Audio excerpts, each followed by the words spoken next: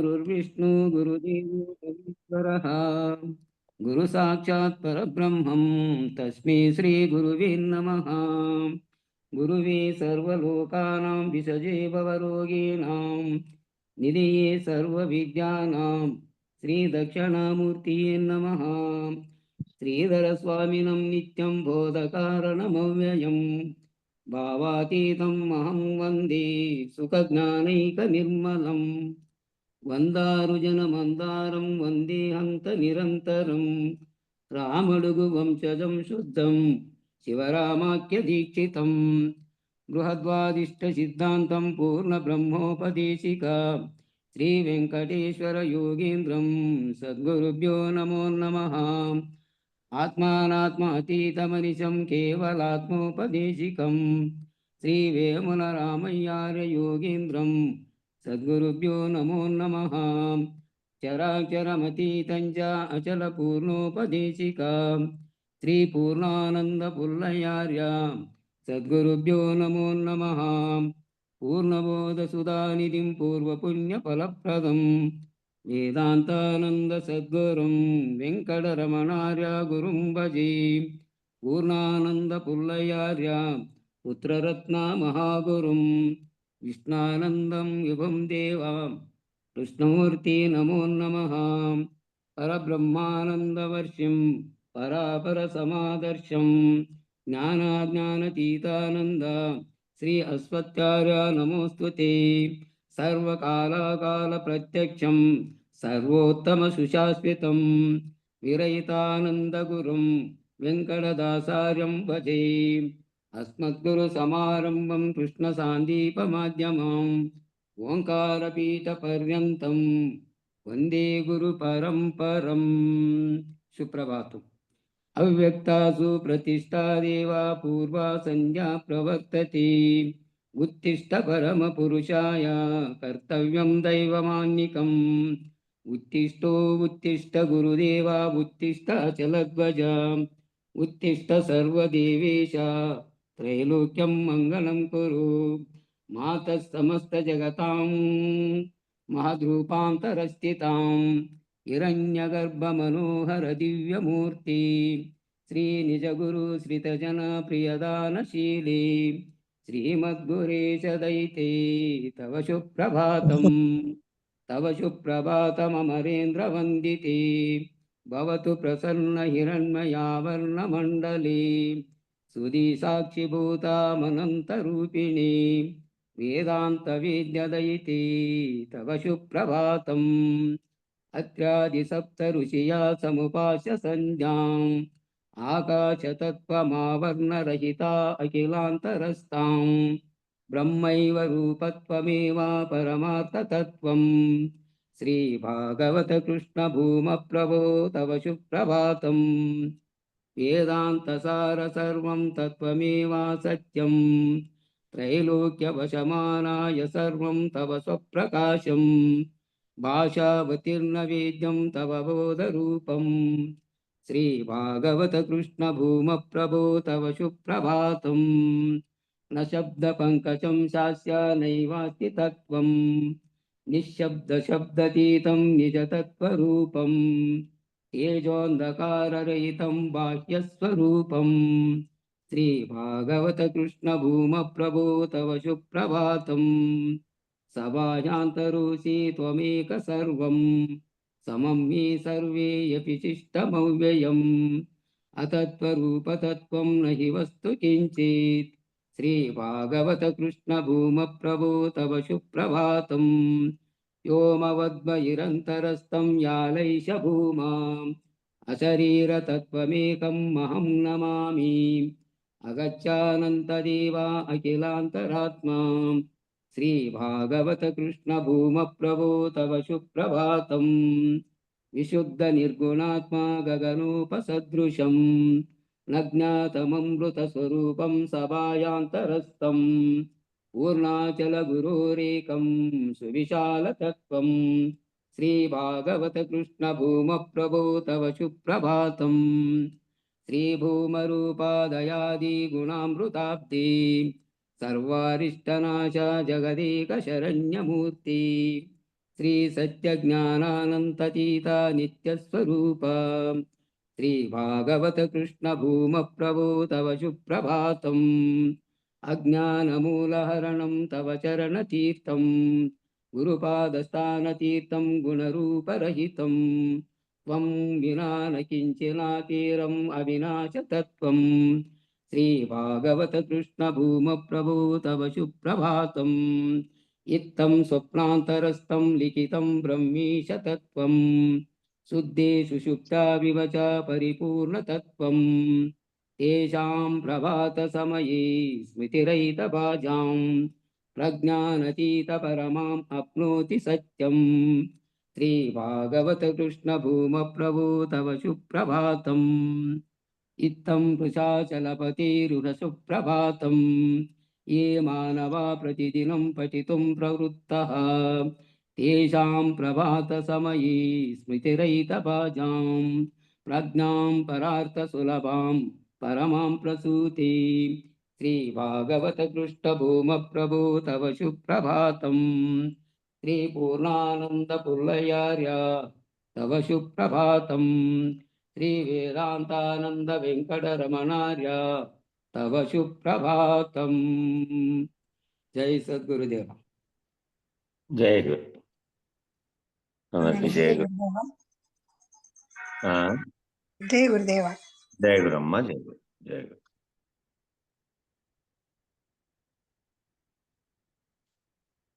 వేణదాసు first పెట్టినా చూడు, మొదలు పెడతాను.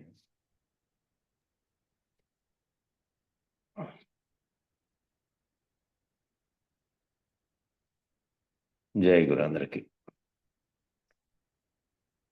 ఇంకా చిట్ట చివరికి ఏమిటంటే, నిన్న జరిగినటువంటి దాంట్లో కర్తృత్వ అభిమానము, భోక్తృత్వ అభిమానము రెండు కూడా ఆ అంతరంగంలో జరిగేటువంటి యజ్ఞంలో, బాహ్యంగా జరిగేటువంటి యజ్ఞాల్లోనేమో అన్ని దానికి వాడిన వస్తువులు, దానికి సంబంధించినవన్నీ అందులోకేసి పూర్ణాహుతి చేస్తారు తగలబెట్టి. అట్లా అంతరంగంలో జరుగుతున్నటువంటి యజ్ఞంగా ఆయన చెప్పారు కదా, దాంట్లో కర్తృత్వాన్ని భోక్తృత్వాన్ని రెండింటిని, దానికి సంబంధించిన అభిమానాలు, ఆ అభిమానం అంటే ఉంటేనే మిగతావన్నీ వస్తాయి. ఇంకా రెండూ లేవు. రెండూ లేనటువంటి స్థితిలో ఉన్నటువంటి వెనక్కి పరిశీలన పరంగా వెనక్కి వెళ్తూ నీ సహస్రారంలో నువ్వు నీ యొక్క స్వరూప జ్ఞానంతో చేసేటువంటి అంతరంగ యజ్ఞంలో నువ్వు బ్రహ్మనిష్ఠుడవై చిట్ట చివరికి ఏంటంటే కర్తృత్వ భోక్తృత్వ అభిమానంలో పూర్ణాహుతి చేయాలి. అవి రెండు గాలి చేస్తే ఇంకేమీ లేదు. ప్రతి యజ్ఞంలో, ప్రతి యాగంలో, ప్రతి హోమంలో చిట్ట చివరికి చేసేటువంటి ఆ పనిని నువ్వేం చేస్తున్నావు అంటే నీ అంతరంగంలో చేస్తున్నావు. బాహ్యంగా చేసేటువంటి యజ్ఞంలో లాగానే కర్తృత్వ భోక్తృత్వాలను విడిచిపెట్టి చేస్తున్నావు. అయితే సర్వధర్మాన్ పరిత్యజ్య మామేకం శరణం ప్రజ అహం త్వా సర్వసాపేభ్యో మోక్షయిష్యామి మాసుచ అనేటువంటిది శ్లోకం ఇక్కడ చెప్పారు.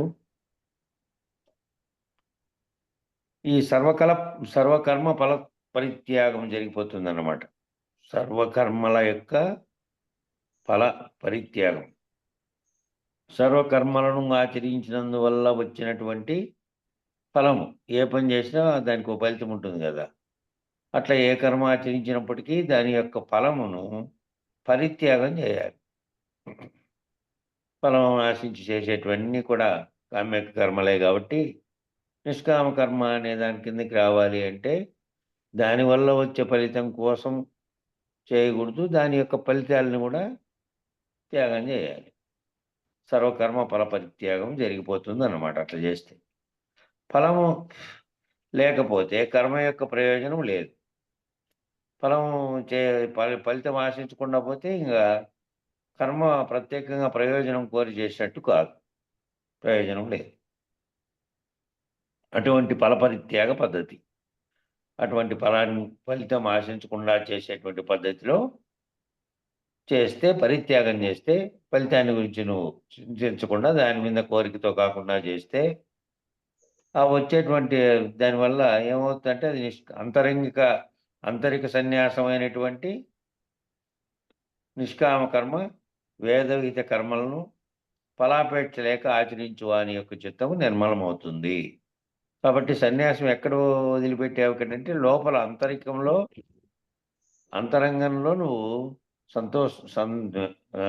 సన్యాసం అయిపోయినటువంటి సన్యాస స్థితిని ఎక్కడ అనుభవిస్తున్నావు అంటే అంతరంగంలో సన్యాస స్థితిని పెట్టుకొని కర్మల పట్ల దాని పట్ల వచ్చే ఫలితాల పట్ల కోరికను పెట్టుకోకుండా నిష్కామ కర్మగా వేదవిహితంగా నిర్వహించబడినటువంటి వేదాలతో సూచించబడినటువంటి ఈ కర్మలను గాని ఏవైనా యజ్ఞయాగాది కర్మలన్నీ బాహ్యంగా చేసేటివే నువ్వు అంతరంగంలో చేస్తూ వీటన్నిటిని విడిచిపెడుతూ ఫలాపేక్ష అనేటువంటి ప్రత్యేకమైనటువంటి ఆశ లేకుండా మీట్ చేసుకోండి. ఇంకా ఇద్దరు కొత్తగా జాయిన్ అయిన వాళ్ళు ఉన్నారు. శివయ్య గారు మీట్ చేసుకోండి.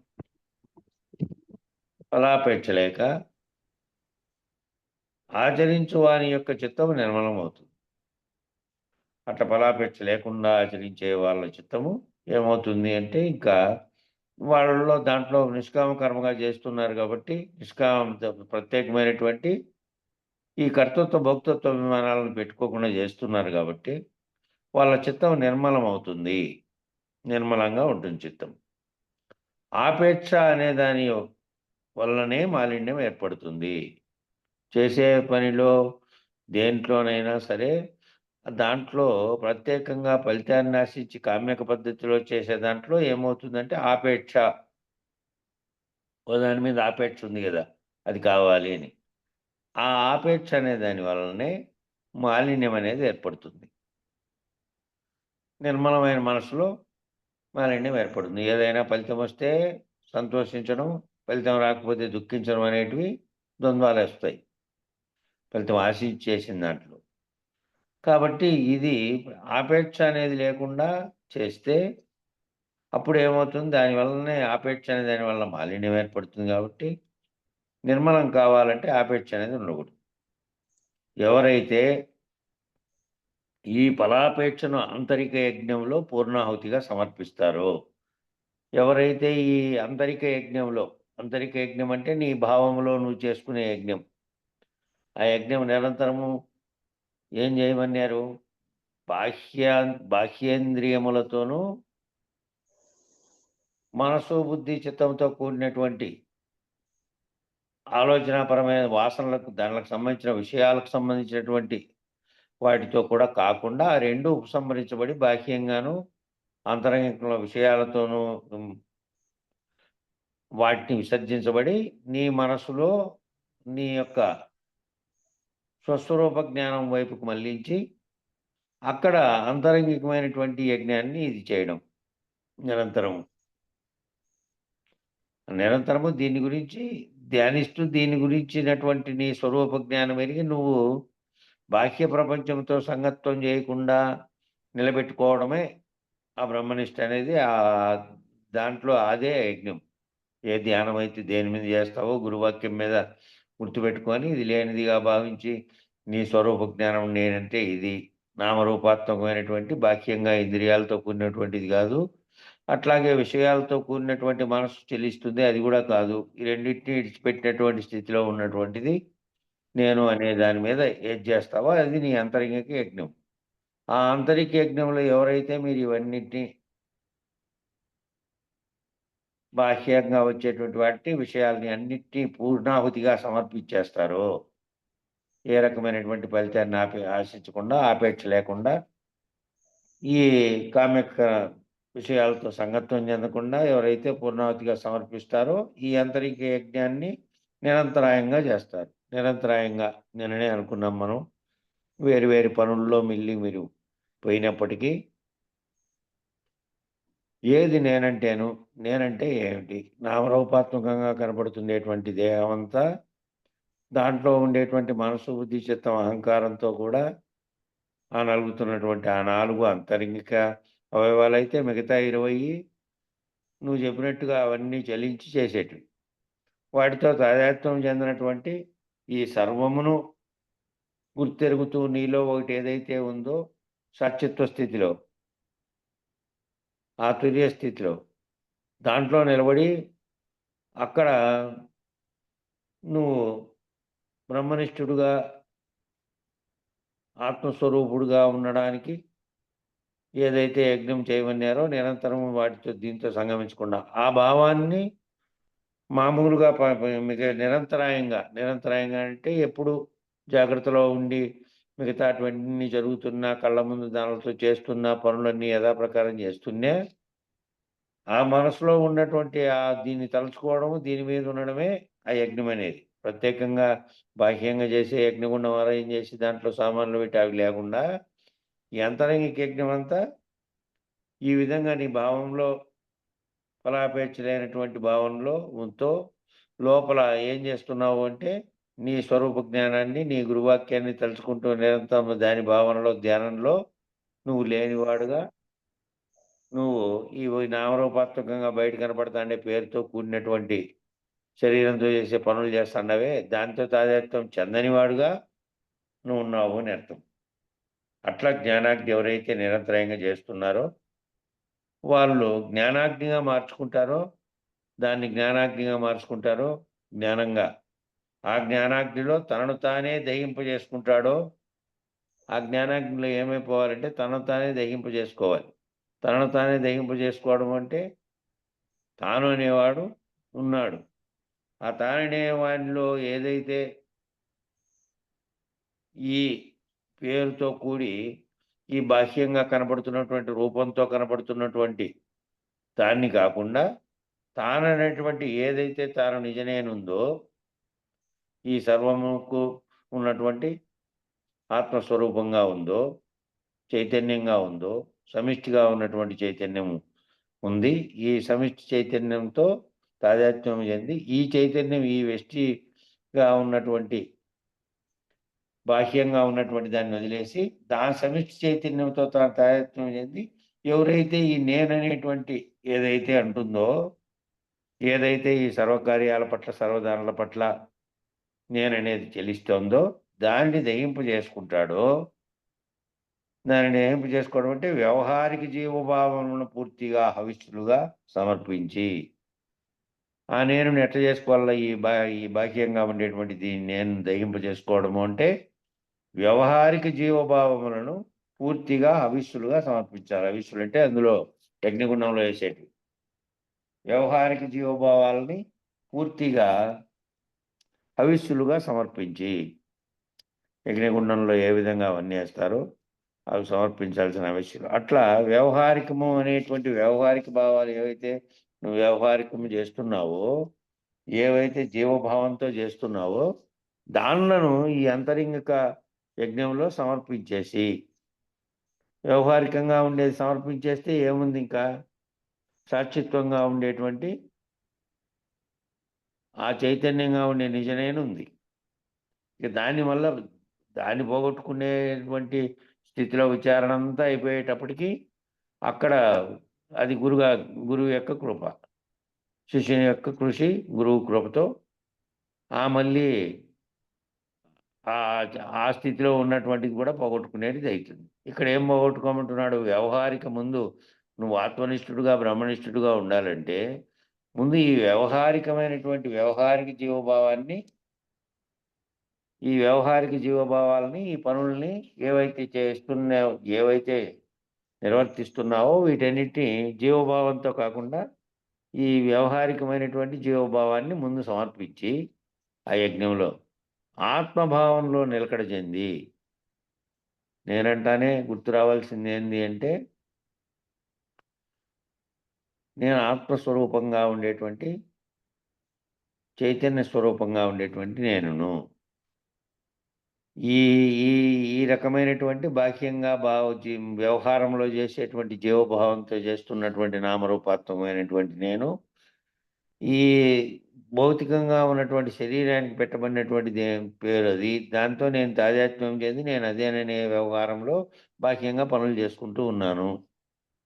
లోపల ఈ సర్వమును గుర్తెరిగే సాక్షిత్వ స్థితిలో ఉన్నటువంటిది నిజనేనుగా ఉంది. ఆ నిజనేను ఎక్కడి నుంచి వచ్చిందంటే సమిష్టిగా ఉన్నటువంటి చైతన్యంలో నుంచినే ఏర్పడినటువంటిది. దానికి భేదంగా ఏమీ లేదు.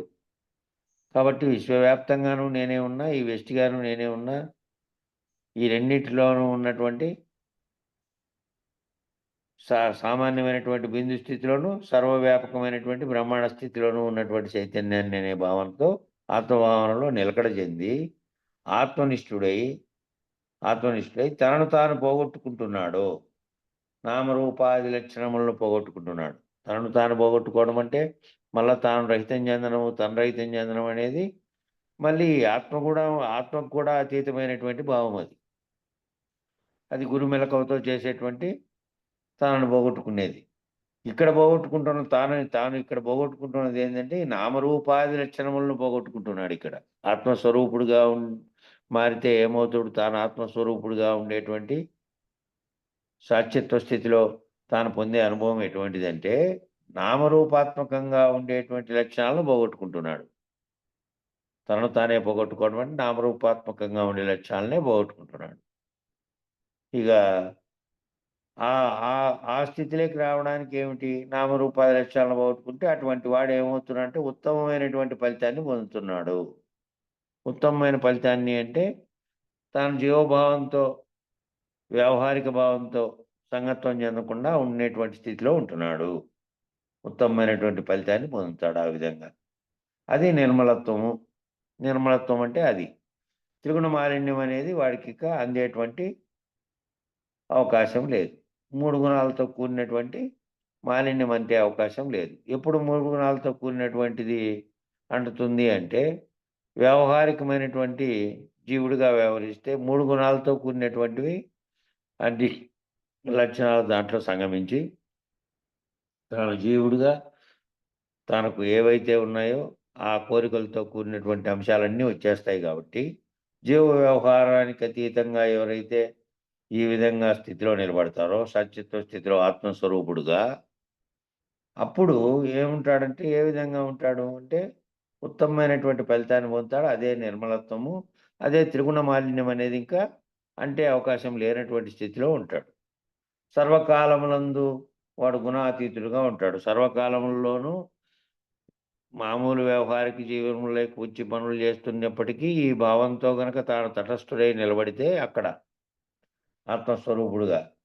ఇప్పుడు ఎల్లకాలమునందు గుర్తొస్తానే నేనంటానే నామరూపాత్మకమైనటువంటి జీవత్వంతో, శరీరంతో సంగమించేటువంటి స్థితిలో లేకుండా చూస్తూ ఉంటాడు. ఇదేం పనులు చేసిందే దీన్ని సాక్షిత్వ స్థితిలో గమనించే స్థితిలో ఉంటాడు.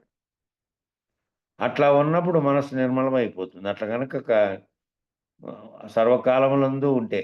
అట్లా సర్వకాలములందు వారు గుణాతీతంగా ఉంటారంటే, అట్లా గనక ఉన్నప్పుడు మనసు నిర్మలమైపోయింది. అట్లుంటే మనసు నిర్మలమైపోతుంది. ఇక ఇంద్రియములు నిర్మలమైపోయాయి. ఇంద్రియములు నిర్మలమైపోయాయంటే, ఇంద్రియములన్నీ ఉన్నాయి గానీ, వ్యవహరిస్తున్నాయి. దానికి అవసరమైనప్పుడు వ్యవహరించినా కూడా, దానికి నీళ్లు తప్పినాయి, దానికి ఇంకోటయింది. అవి చేస్తూ ఉన్నప్పటికీ కూడా దాంతో ఇది ఏ భావం ఏదైతే ఉందో ఇది సంగమించకుండా ఉంది. అది భౌతికమైనటువంటి మా దాని లక్షణాలతో కొన్ని వ్యవహారాలు చేస్తుంది. ఆ వ్యవహారాలన్నీ జరుగుతున్నప్పటికీ కూడా ఇది తటస్థ స్థితిలో ఉన్నట్టు సత్యత్వ స్థితిలో ఉండి గమనిస్తూ ఉంటుంది. ఇంద్రియములన్నీ నిర్మలమైపోతాయి. నిర్మలమైపోతాయంటే దాని యొక్క ఇంద్రియాలకు సంబంధించిన కోరికల పట్ల, లేదంటే మళ్ళా వాటిలో అంతకుముందు వాసనలుగా మిగిలి ఉన్న వాటి పట్ల లాగే ప్రయత్నం చేయవు. లాగే ప్రయత్నం ఏవి చేస్తాయి? ఇంద్రియములు జడంగా ఉండేటి స్వయంగా అవి లాగవు. ముందు మనసు, బుద్ధి దాంట్లో గదా! ఆ గుహలో ఏర్పడేటువంటి కోరికలు, ఆ గుహలో ఏర్పడేటువంటి ఆకర్షించే లక్షణాలు అంతకుముందు వాసనలుగా గనుంటే అవి లాగుతాయి. కాబట్టి అక్కడ నిర్మలత్వం అక్కడ ఏర్పడింటే అవి మళ్ళా కిందికి లాగే ప్రయత్నం చేయవు. ఇంద్రియాలు నిర్మలమైపోయి బుద్ధి ప్రసన్నతను పొంది, బాహ్య విషయముల నుండి బుద్ధి ప్రవృత్తి నుండి నివృత్తికి మరలింది. బాహ్య విషయాల్లో ఉండేటువంటి బుద్ధి, బాహ్య విషయాల పట్ల లాగుతున్నటువంటి నిరంతరం బాహ్య విషయాల పట్ల లాగుతుంది కాబట్టి, ఆ బుద్ధి ఏమైందంటే అంతర్విషయాల వైపుకు పోయింది. ఆ బుద్ధి ప్రసన్నతను పొంది బాహ్య విషయాల నుండి ప్రవృత్తి నుండి నివృత్తికి మరలింది. ప్రవృత్తి అంటే వ్యవహారికమంతా ప్రవృత్తే మనం చేసేటిది. ఆ వ్యవహారికమైన ప్రవృత్తి నుంచి ఎక్కడికి మారింది? నివృత్తికి మారింది. ఈ వృత్తి లేదు ఇంకక్కడ. వృత్తిరహితమైనటువంటి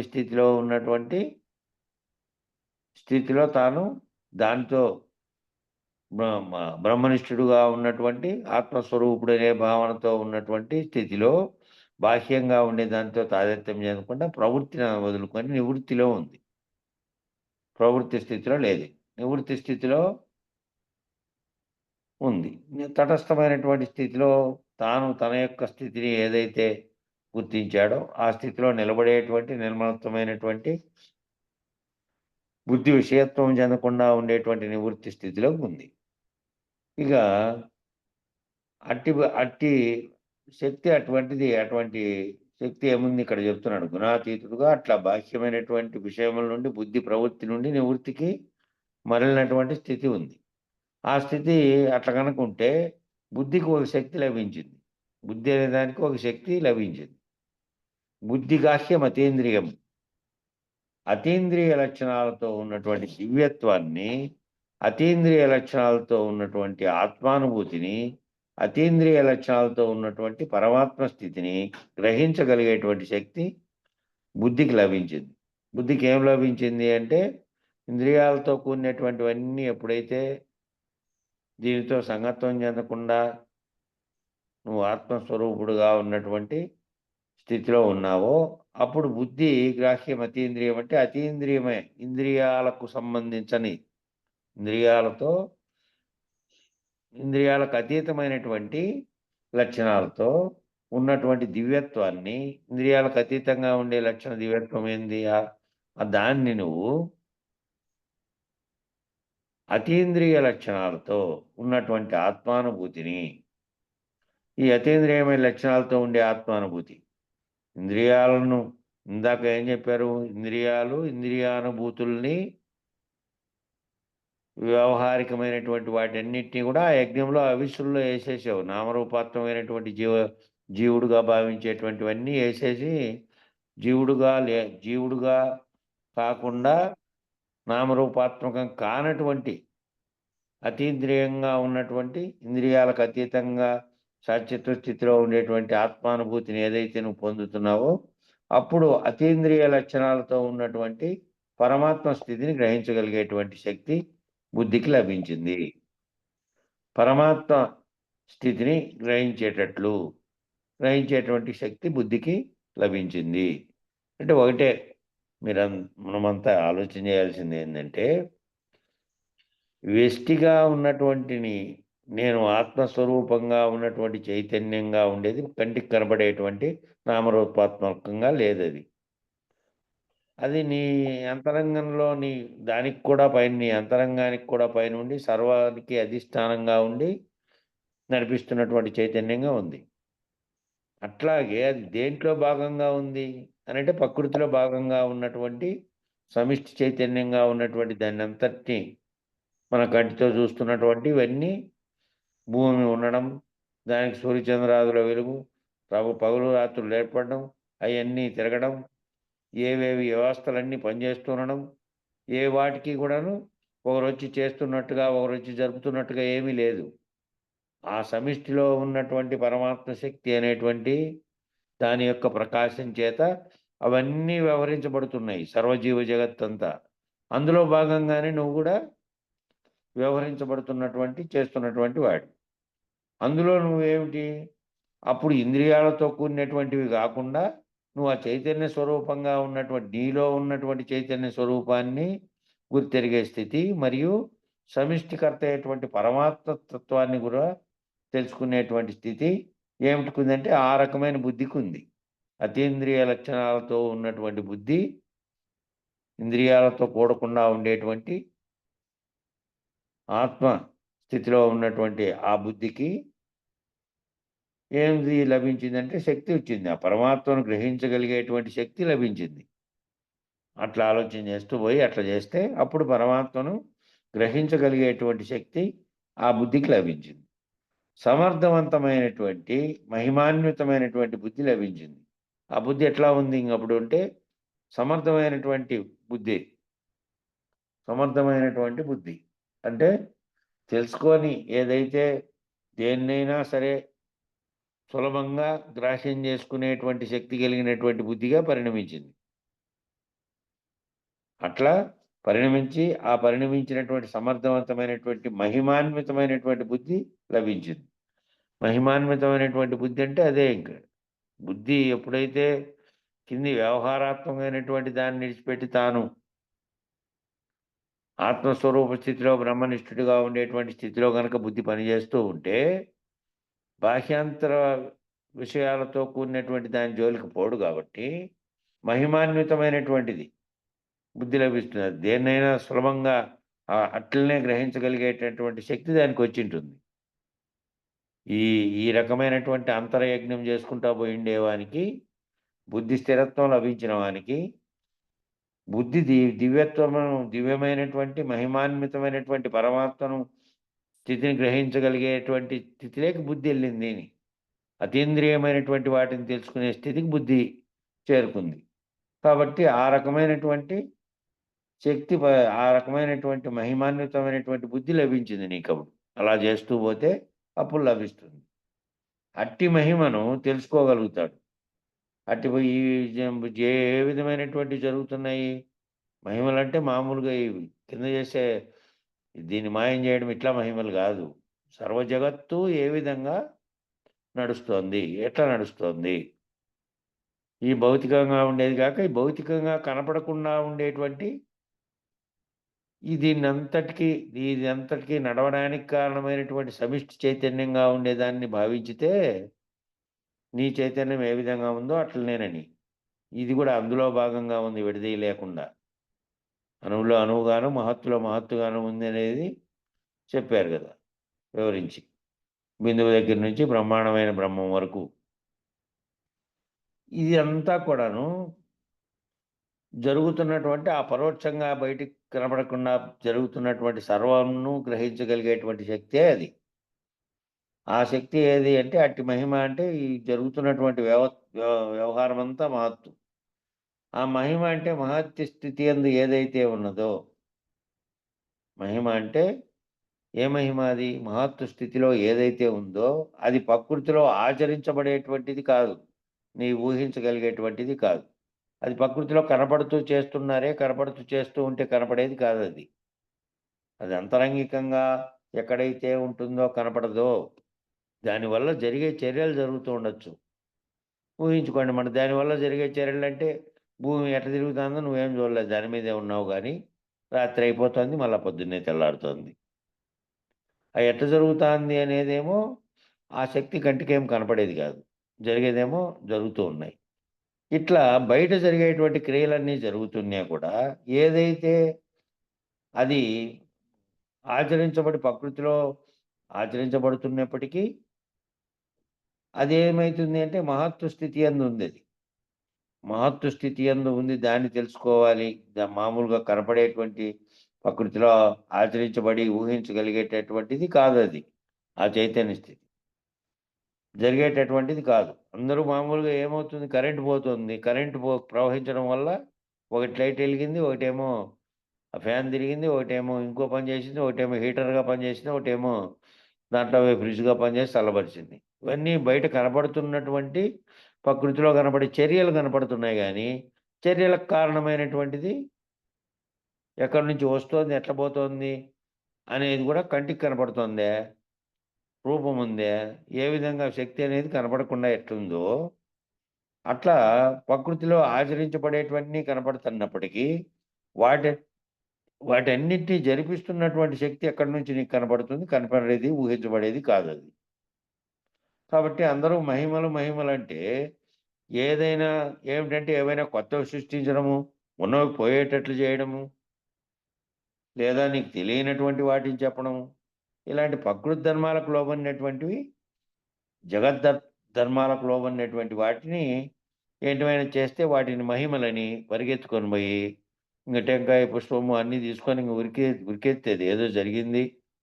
ఏది జరిగినా సరే దానికి మహిమలను ఆపాదించుకొని చేస్తున్నారు. ఆపాదించుకొని ఒకడేదైనా చేస్తే దాన్ని మహిమగా ఒకరు పోయి చెప్పారంటే ఇంక మళ్ళా ఉరికెత్తడమే కాబట్టి ఏంటివి జగద్ధర్మాలకు లోబడి చేసేటువంటివి. ఏదో ఆడ చెంబుండే, ఆ చెంబును మాయం చేసాడంట ఆ గురువు. అని ఎవరో వచ్చి చెప్పారు. కాషాయ వస్త్రాలు వేసుకున్నాడంట. నేను పోయి జెబ పెట్టింటి. అది ఎట్లా పోయిందో, ఏ విధంగా దాని విధంగా అది మహిమ ఎట్లయితుంది?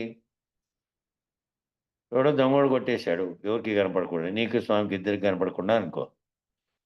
ఈ మహత్యంగా భావిస్తే ఆటికి పోయింటే ఈ విధంగా అయిందని. మామూలుగా ఈ బయట చేసేటువంటి మహత్తులు వస్తువును మాయం చేయడం, లేకపోతే లేని వస్తువును సృష్టించి నీకు కనబడేటట్టు చేయడం, లేదంటే భ్రమలు కల్పించడం. ఇంద్రజాలికుడు ఏ విధంగా చేస్తున్నాడు? ఇంద్రజాలం తెలియనప్పుడు చేశాడన్నీ. ఇంద్రజాలం తెలిసి వాడు మాన్లో కూర్చున్నాడు. ముందు రోజే పోయి ఏమేం చేస్తాడు తాళీయుడు చూద్దామని. ఒక బల్ల పెట్టాడు. దానికి అవతల పక్కన కనపడకుండా తెరగట్టాడు.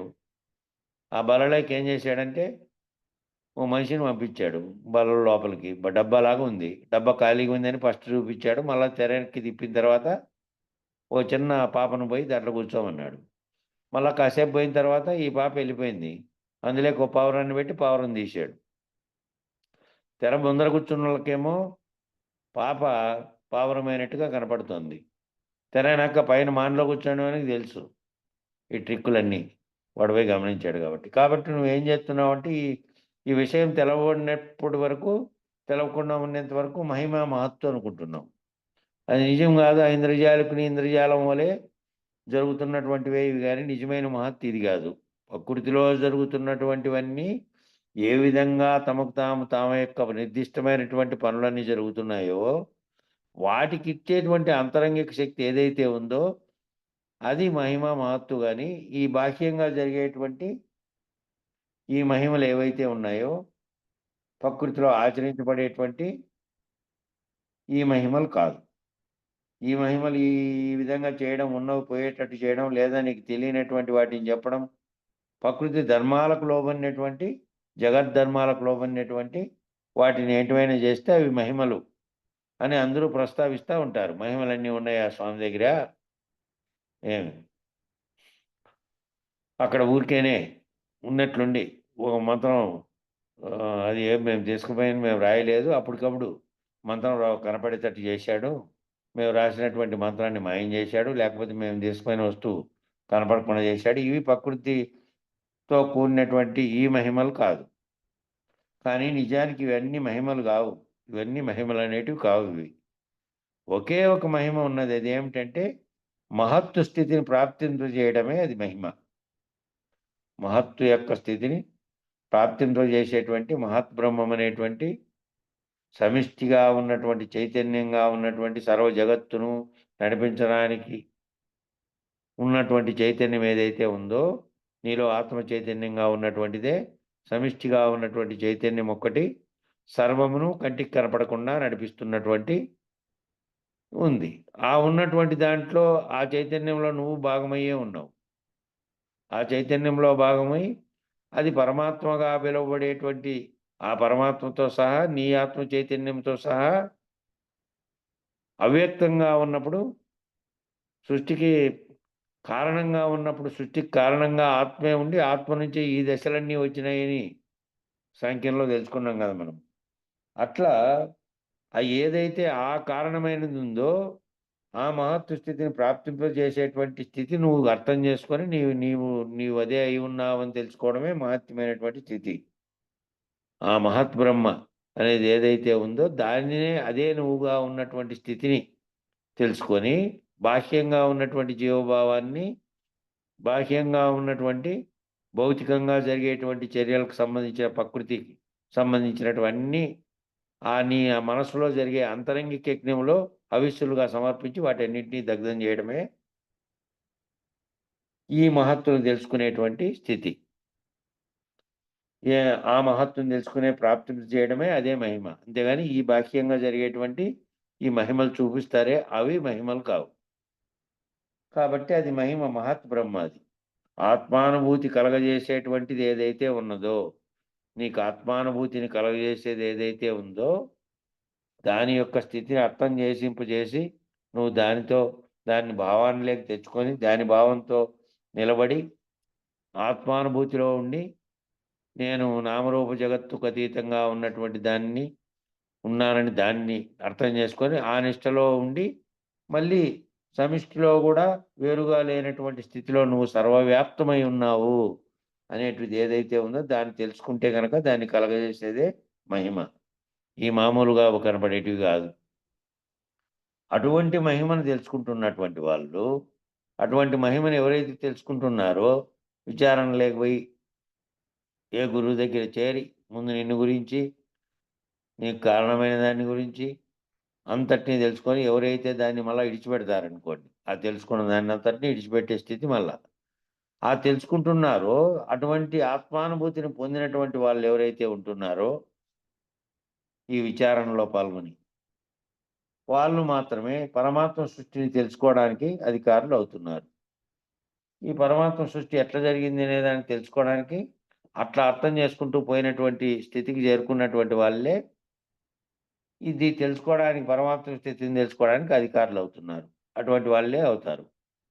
అటువంటి వాళ్ళు లేదంటే లోకానుభవాల చేత, దాంతో వచ్చినటువంటి విషయాల చేత, జడంగా ఉండేటువంటి శరీర ధర్మాల చేత, బాహ్యంగా ప్రకృతిలో జరిగేటువంటి విషయాల చేత, ప్రకృతిలో బయట జరిగే దాంతో తాదాత్మ్యం చెందేటువంటి స్థితిలో గనక ఉంటే, ఈ పరమాత్మ స్థితిని విచారించి తెలుసుకోవడం అనేది కష్టం ఇంకా. ఎప్పటికీ కాదు. ఇట్లా ఉన్నా కూడా ఎంతకాలం విచారం చేసినా కూడా దాంట్లో నుంచి అంతరంగికమైనటువంటి యజ్ఞం అనేది చెప్పారే, ఆ యజ్ఞంలో, ఆ భావంలో నువ్వు రమించకపోతే, ఆ స్థితిని అర్థం చేసుకొని నువ్వు విచారణ చేసుకుంటూ గనకపోతే, అది తెలుసుకోవడానికి అధికారివైతావు. అట్లా లేకపోతే అటువంటి ఆత్మానుభూతి గనక లేకపోతే, ఆత్మానుభూతి లేనటువంటి వాడు, తాను ఆత్మస్థితిలో ఉన్నటువంటి చైతన్యంగా లేనటువంటి వాడు, పరమాత్మ స్థితిని ఎట్లా తెలుసుకుంటాడు?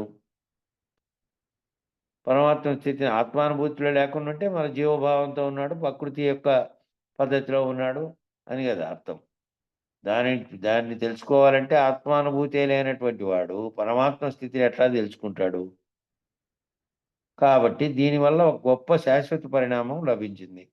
దీనివల్ల జరిగింది ఏంటంటే శాశ్వత పరిణామం లభించింది. ఏమిటయ్యా అంటే, ముందు ఈ ఆత్మానుభవ స్థితిలో ఉన్నటువంటి వానికి తాను జీవ జగత్తుల భావంతో లేడు కాబట్టి, జీవ జగత్తుల భావంతో తాదాత్మ్యం చెందిన వానికి అన్నీ ఉంటాయి సర్వద్వంద్వాలు కాబట్టి, ఆ స్థితిలో లేకుండా ఉండేవానికి ఏం జరిగిందంటే శోకం నశించింది.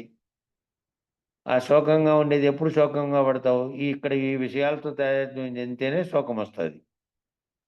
మళ్ళా ఈ విషయాలతో తాదాత్మ్యం చెంది నీకు అనుకూల విషయం విన్నప్పుడు మళ్ళా ఆనందము కలుగుతది. లేదంటే అంతకుముందు కలిగినటువంటి ఆనందమో, దుఃఖమో ఏదో ఒకటి మళ్ళా జ్ఞప్తిలోకొచ్చి దాంతో తాదాత్మ్యం చెందితే అది కలుగుతది. నువ్వు ఆత్మానుభూతి స్థితిలో గనక ఉంటే, ఆ భావనలో ఎప్పటికీ ఉంటే, బాహ్యంగా ఉండే వాటితో సంగమించకుండా ఉండేటి స్థితిలో ఉంటే ఏం జరుగుతుంది? ఏమైందయ్యా అంటే, ఒకటోది ఏమైంది? శోకం నశించింది. దుఃఖం అవ్యాప్తి అయింది. దుఃఖం అనేది వ్యాప్తి చెందకుండా అయింది. వ్యాప్తి చెందకుండా ఉండడం అంటే అణిగిపోవడం. అది దాంట్లో ఉంది. కానీ నువ్వు దాంతో సంగత్వం చెందకుండా ఉంటే జీవభావంతో, ఆ ఉండే చైతన్యానికి లేవు ఇవన్నీ. ఈ దుఃఖాలు, ఇవన్నీ కలుగుతానేటివి దీంతో సంగమింపజేస్తేనే వస్తున్నాయి. సంగమింప చేయకుండా ఉంటేనేమో రావు. శాశ్వత స్థితిలో ఉండేదానికి రావు. దీంతో సంగమిస్తేనే వస్తాయి. కాబట్టి శోకం నశించింది. దుఃఖం అనేది వ్యాప్తి చెందకుండా అవ్యాప్తి అయింది. వ్యాప్తి అంటే దుఃఖమే జీవితం అంతా ఉంది. వ్యాప్తి చెందడం అంటే దుఃఖమే ఉంది జీవితం అంతా.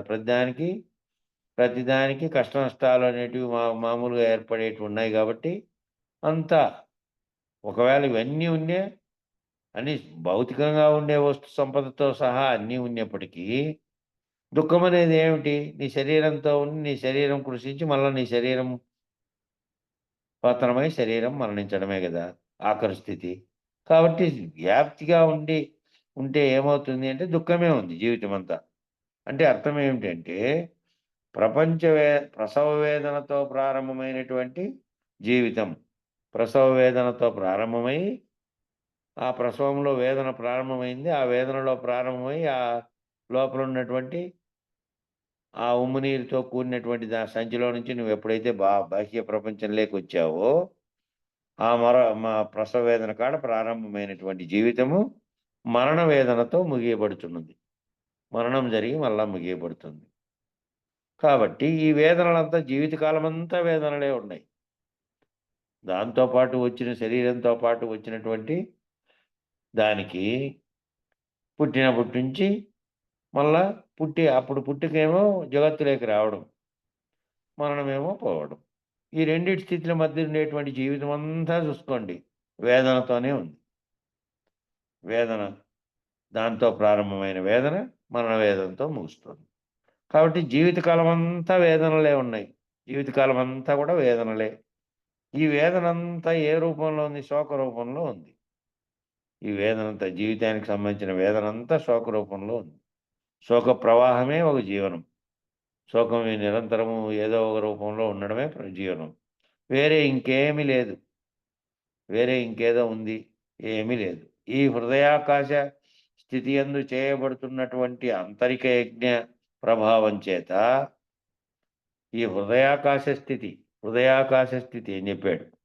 హృదయాకాశం స్థితి ఏదైతే ఆకాశం అనేటువంటి తత్వంతో ఉందో ఆ స్థితిలో ఉన్నటువంటి నీ యొక్క ఆత్మస్థితిలో నువ్వు ఆత్మస్వరూపుడుగా దేహము, జగత్ అనేటువంటి భావనలతో సంబంధించినటువంటి విడివడినటువంటి చైతన్య స్వరూపంగా ఉన్నటువంటి ఆ అంతరింగక యజ్ఞంలో చేస్తున్నటువంటి దాంతో, ఆ యజ్ఞం ఎట్లా చేస్తున్నావంటే నిరంతరము నువ్వు సాక్షిత్వ భావనతోనూ, ఆత్మభావనతోనూ చేస్తున్నావు బ్రహ్మనిష్ఠుడివై.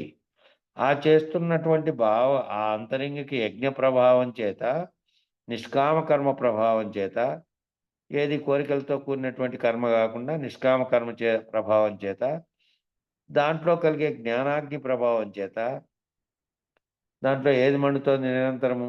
నీ అంతరంగిక యజ్ఞం మనసులో ఏం మండుతోంది అంటే జ్ఞానాగ్ని మండుతోంది.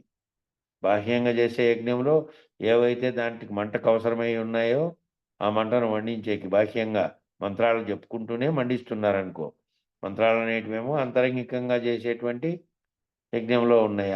అవి చెప్పుకుంటూ వేస్తున్నారు బయట.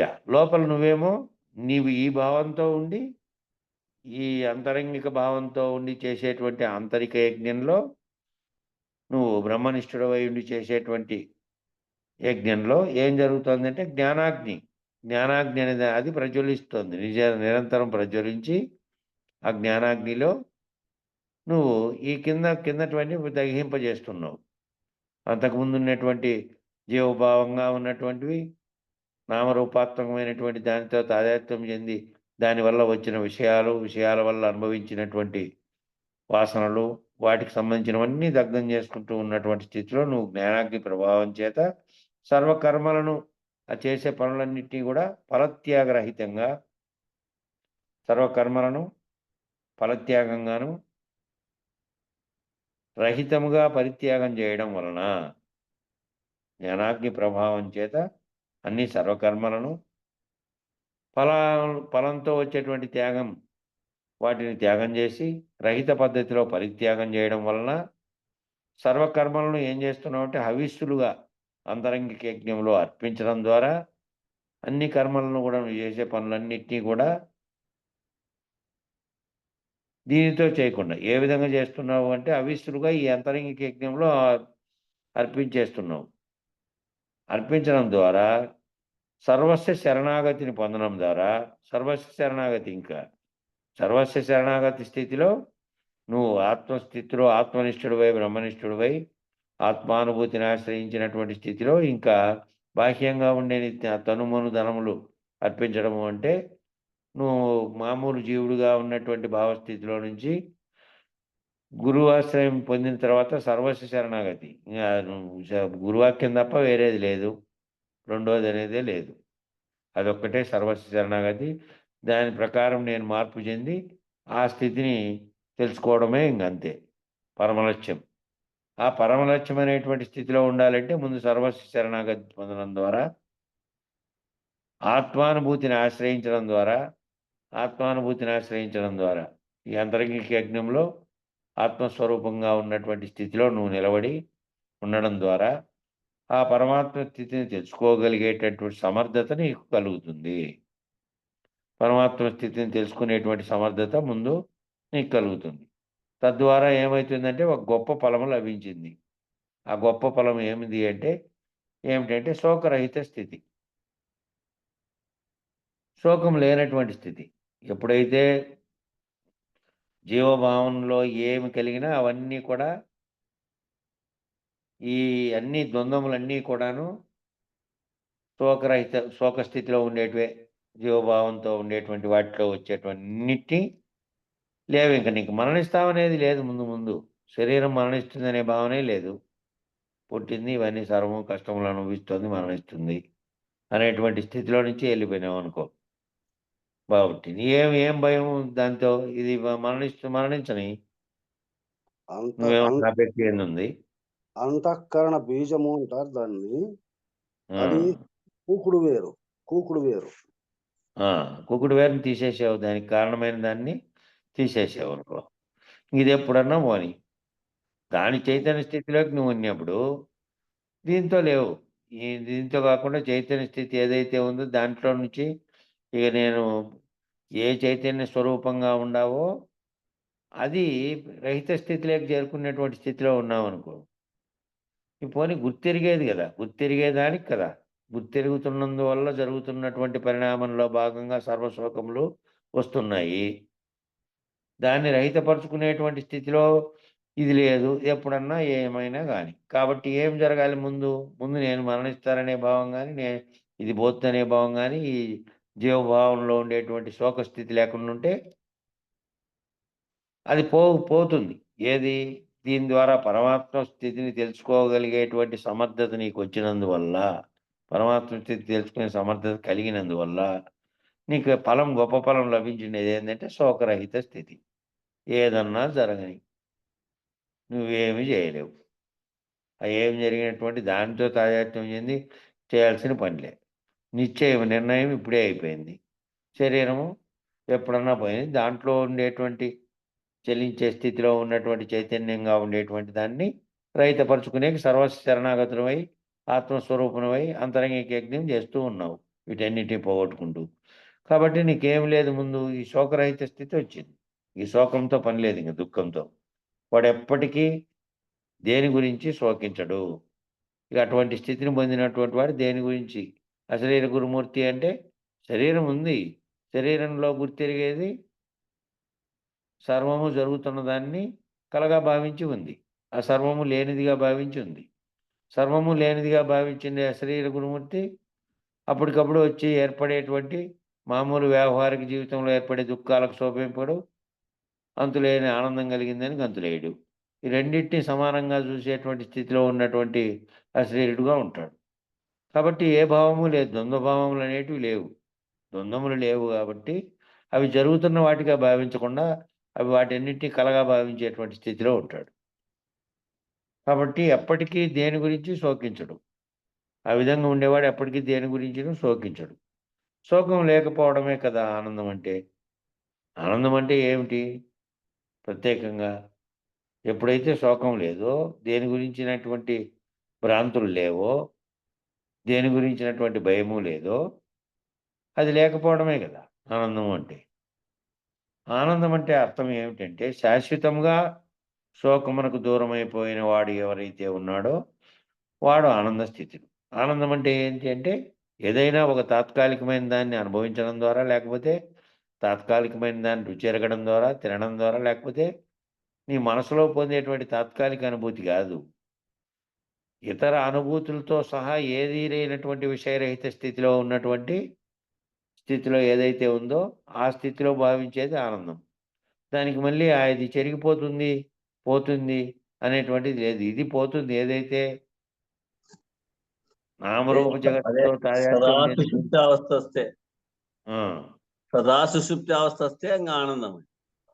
ఎప్పుడూ నిద్రలో ఉన్నటువంటి స్థితిలో ఉన్నటువంటి నిద్రలో ఉన్నదానికి ఏ కదలిక లేనటువంటి దాంతో తాదాత్మ్యం చెందకుండా ఉంది కాబట్టి, ఆ విధంగా ఉండేటువంటి స్థితి.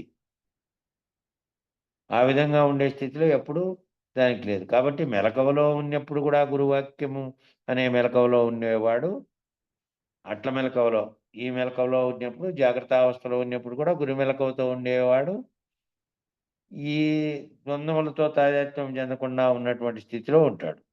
ఆ స్థితిలో ఆనంద స్థితినికి ఏటివో కలుగుతున్నాయి అనేది లేదు. దుఃఖమొచ్చింది, లేకపోతే తాత్కాలికమైనటువంటి ఆనందమొచ్చింది, ఈ రెండిటి లేనటువంటి స్థితి ఏదైతే ఉందో, ఇది లేనిదనేటువంటి భావన, అది ఆనంద స్థితి. దాంట్లో నుంచి మళ్ళా దిగొచ్చే స్థితి అవసరం లేదు, రాదు. ఆ స్థితిని పొందిన వానికి రాదు. ఆనంద స్థితులు అంటే అర్థం అది. ఎప్పుడైతే శోకమునకు దూరం అయిపోయిన వాడు ఎవరైతే ఉన్నాడో వాడు ఆనంద స్థితుడు. ఆనంద స్థితులు అంటే అర్థం అది. ఆనంద అని చాలా మందికి మీరు పేర్లు వింటూ ఉంటారు. ఆనంద అని మీరు పేర్లు ఇవేంటివి? ఈ నామాలు గురువుగారు పెట్టే దీక్షా నామాలకు చాలా మందికి ఆనంద అని ఉంది కదా. ఆనంద అని చాలా మందికి మీరు పేర్లు వింటూ ఉంటారు. తేజోమయానంద, తత్వమయానంద, నిజానంద, చిన్మయానంద, పరమార్థానంద, ఈ రకముగా పేర్లు ఉంటాయన్నమాట. ఇవన్నీ ఏంటివి అంటే ఈ సన్యాస నామాలు.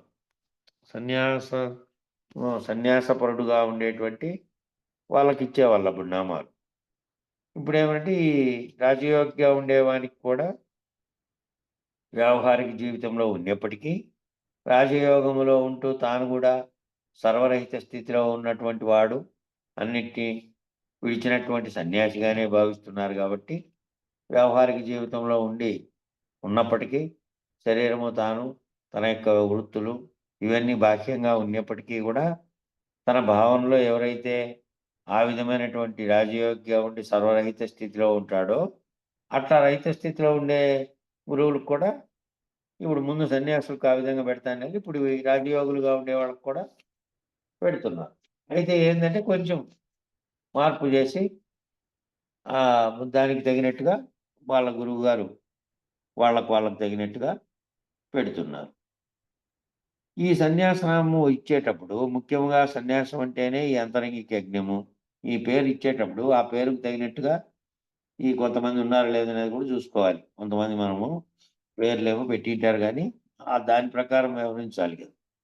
కాబట్టి సన్యాసనామం ఇచ్చేటప్పుడు ముఖ్యంగా సన్యాసం అంటేనే ఈ అంతరంగిక యజ్ఞం.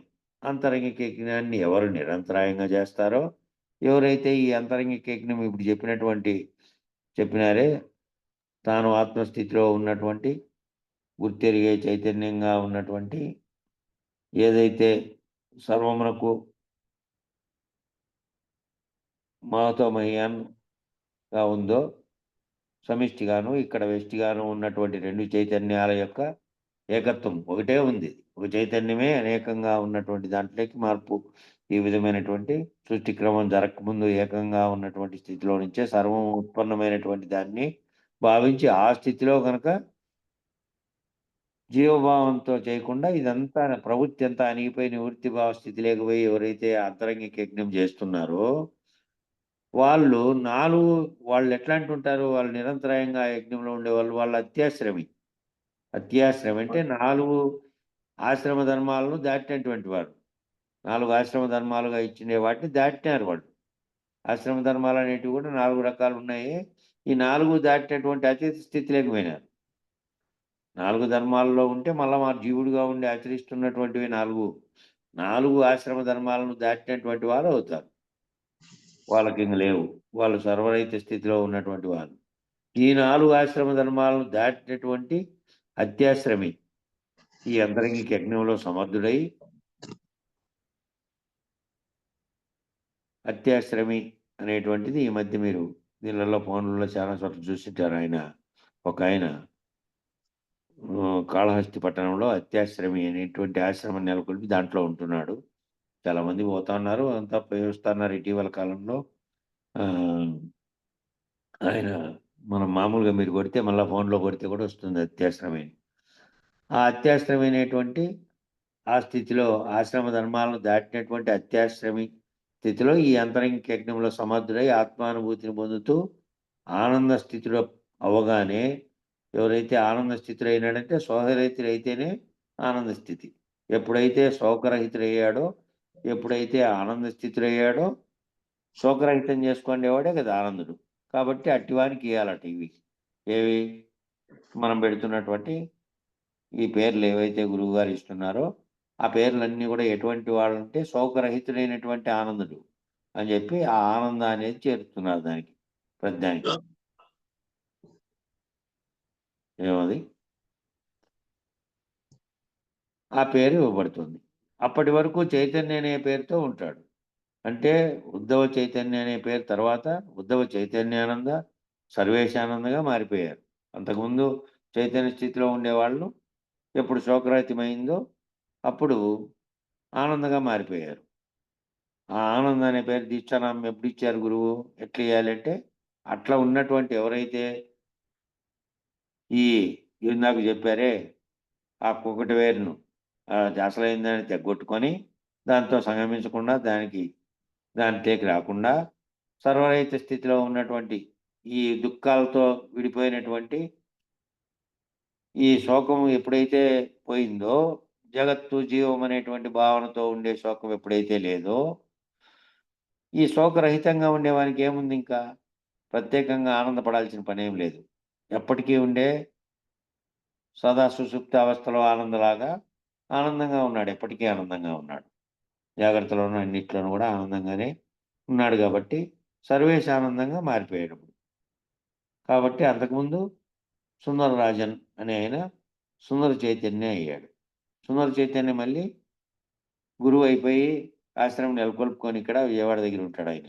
సుందర చైతన్యానంద అయ్యాడు. స్వామి సుందర చైతన్యానంద ఉన్నాడు ఇప్పుడు కూడా. ముసలాయన అయిపోయాడు.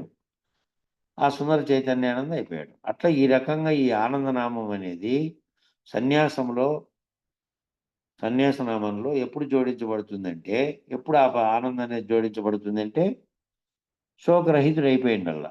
ఎప్పుడైతే ఈ అంతరంగిక యజ్ఞం ద్వారా, ఈ అంతరంగంలో చేసే యజ్ఞం ద్వారా ఫలాపేక్ష రహితంగా, ఫలత్యాగ పద్ధతిగా, నిష్కామ కర్మగా, హృదయాకాశమునందు బుద్ధి గుహయందు ఉన్నటువంటి ఆత్మానుభూతిని తాను తెలుసుకున్నటువంటి వాడై ఉన్నాడో, నామరూపాత్మకమైనటువంటి నేనును పోగొట్టుకున్నటువంటి, ఈ నామరూపాత్మకంగా ఉండే నేనును పోగొట్టుకున్నటువంటి ఆత్మనిష్ఠుడై ఆనంద స్థితుడై శోకరహితుడై ఉన్నాడో అప్పుడు ఈ ఆనందనామం అనేది స్థిరమైపోతుంది. ఈ ఆనంద అనే నామం అప్పుడు స్థిరమైపోతుంది.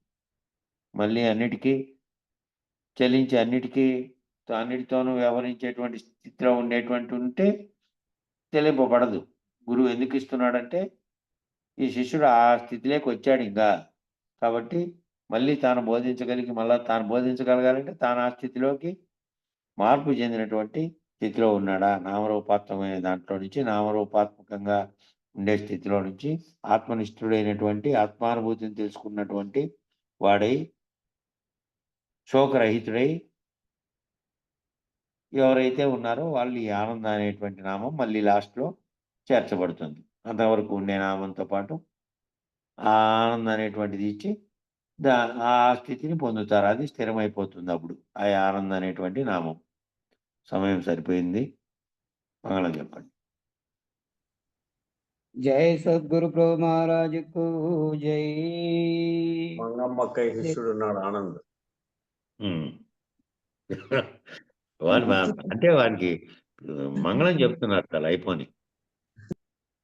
జయ జయ జయ మంగళం వనగా, జయమే సదా అపజయము గురునకు లేని లేదుగా. జయ శుభాశయ హారతులు మన జయము కొరకే గాని గురునకు జయము జందగ జయవేయి జన్మముల నా జీతగాదని. జయ జయ జయ మంగళం వనగా, జయమే సదా అపజయము గురునకు లేని లేదుగా. జయ మంగళం నిత్య శుభమంగళం, జయతు జయ మంగళం మహోత్సవ మంగళం. ఎల్ల కాలమునందు ఎడతెగని బ్రహ్మంబు తెల్లముగ శిష్యులకు తేటపరచి, యుల్లమూలంజెల్ల కల్ల ఎరుకను మార్పు పల్లపోతుల పుల్లయారులకును. జయమంగళం నిత్య శుభమంగళం, జయతు జయమంగళం మహోత్సవ మంగళం. వేద వేదాతీత వేద్యమౌ గురుబోధ వేమారు శిష్యులకెరిగించియు, వేదనలు బాపితా మోదంబు చేకూర్చు వేదాంత వెంకటారమణయ్యకు. జయమంగళం నిత్య శుభమంగళం, జయతు జయమంగళం మహోత్సవ మంగళం. నీకు మూలము కాక నాకు మూలము లేక లోకలోకములన్నీ ఏకముగను, ప్రాకటంబైనట్టి పరిపూర్ణ బ్రహ్మమును జోకతో తెలుపు గురు పీఠమునకు జయమంగళం నిత్య శుభమంగళం జయతు జయమంగళం మహోత్సవ మంగళం మంగళం గురుదేవాయ మహనీయ గుణాత్మనే సర్వలోక శరణ్యాయ సాధురూపాయ మంగళం. జై సద్గురు శ్రీ వెంకటాంబ సమేత శ్రీ పూర్ణానంద పుల్లయార సద్గురు ప్రభు మహారాజుకు జై. జై వేదాంతానంద వెంకట రమణార సద్గురు ప్రభు మహారాజుకు జై. జై విష్ణానంద కృష్ణమూర్త్యార సద్గురు ప్రభు మహారాజుకు జై. జై జ్ఞానాజ్ఞానతీత అత్వత్యార సద్గురు ప్రభు మహారాజుకు జై. జై విరహితానంద వెంకటదాసార సద్గురు ప్రభు మహారాజుకు జై. ఇందుగల గురుభక్త మండలీకు జై. సర్వం సద్గురు చరణార విందార్పణమస్తు. సర్వే జనా సుఖినో భవంతు. ఓం శాంతి శాంతి శాంతి. జై సద్గురుదేవ. జై గురు.